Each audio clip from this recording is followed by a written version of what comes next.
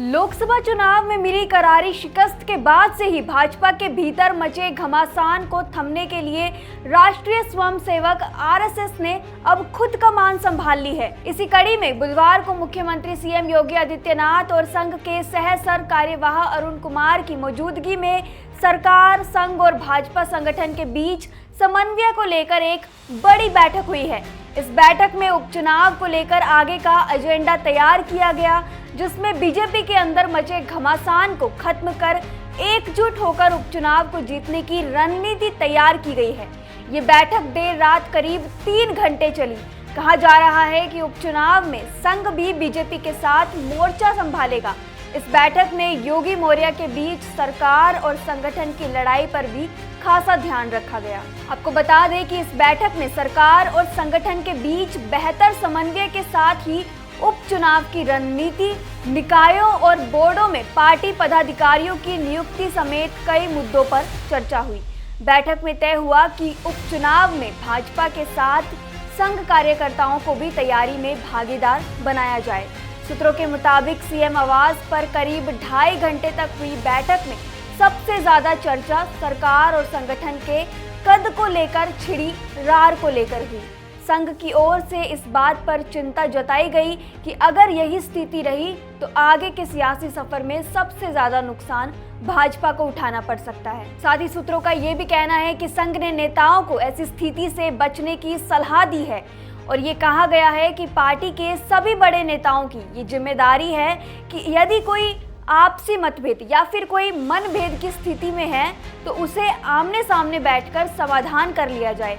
इससे पहले भाजपा के प्रदेश अध्यक्ष भूपेंद्र चौधरी और महामंत्री संगठन धर्मपाल रायबरेली रोड स्थित प्रकृति सदन भी गए थे, जहां पर क्षेत्र प्रचारक अनिल कुमार के साथ बैठक करके सीएम आवास पर होने वाली बैठक के संबंध में चर्चा भी की गई। इस बैठक की सबसे खास बात, जिन लोगों पर आपसी मतभेद की बात हो रही थी उन पर काफी चर्चा हुई, यानी कि सीएम योगी आदित्यनाथ और उप मुख्यमंत्री केपी मौर्य और ब्रिजेश पाठक भी इसमें मौजूद रहे, क्योंकि काफी दिनों से इन दोनों के बीच में जो डिप्टी सीएम है और सीएम को लेकर रार छिड़ी हुई थी, इसको लेकर भी काफी चर्चा हुई, जिसे सीधे तौर पर देखा जा सकता है कि अब संघ की ओर से भी इस आपसी खींचतान पर पूर्ण विराम लगाने का सिग्नल मिल चुका है और संघ की ओर से सलाह को साफ तौर पर वार्निंग के रूप में भी देखा जा सकता है। बता दें कि इस बैठक में सीएम योगी और डिप्टी सीएम के अलावा भाजपा प्रदेश अध्यक्ष भूपेंद्र चौधरी,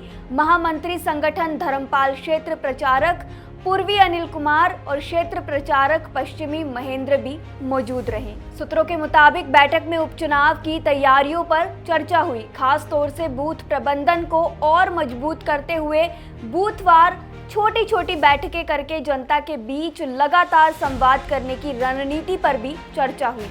कहा गया है कि विपक्ष द्वारा आरक्षण और संविधान को लेकर बनाए जा रहे नैरेटिव को खत्म करने के लिए लोगों के बीच सच्चाई रखने को कहा गया है। बैठक में ये भी तय किया गया कि विपक्ष द्वारा फैलाए जा रहे पीडीए के भ्रम जाल को तोड़ने के लिए भी बूथवार हर समाज के लोगों को जोड़कर जनता के बीच सरकार और पार्टी के नजरिए को पेश किया जाए।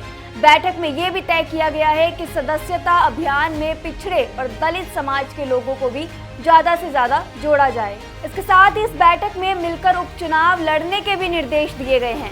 सरकार संगठन के बीच मचे घमासान पर भी संघ ने चिंता जताई और कहा कि कौन बड़ा कौन छोटा, इसकी बहस को यहीं पर रोका जाए। ऐसी स्थिति से बचें और परस्पर प्रेम का, सम्मान का इजहार करें। मतभेद होने पर मीडिया में बयान देने से बचें और आपस में बैठकर मामला जो है सुलझा ले या संवाद कर समस्याओं का समाधान करें।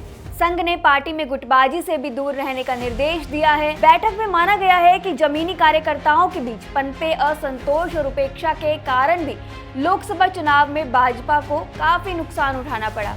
इसलिए आगे से पुराने और कॉर्डर वाले कार्यकर्ताओं के सम्मान का ख्याल रखा जाए, उनकी उपेक्षा की शिकायतों को दूर किया जाए। नौकरशाही के मनमाने व्यवहार को लेकर भी बैठक में कहा गया कि जिला स्तर पर पार्टी पदाधिकारियों और जिला प्रशासन के अधिकारियों के बीच बेहतर समन्वय से जनता के काम कराने की व्यवस्था को भी प्रभावी तरीके से बनाया जाए।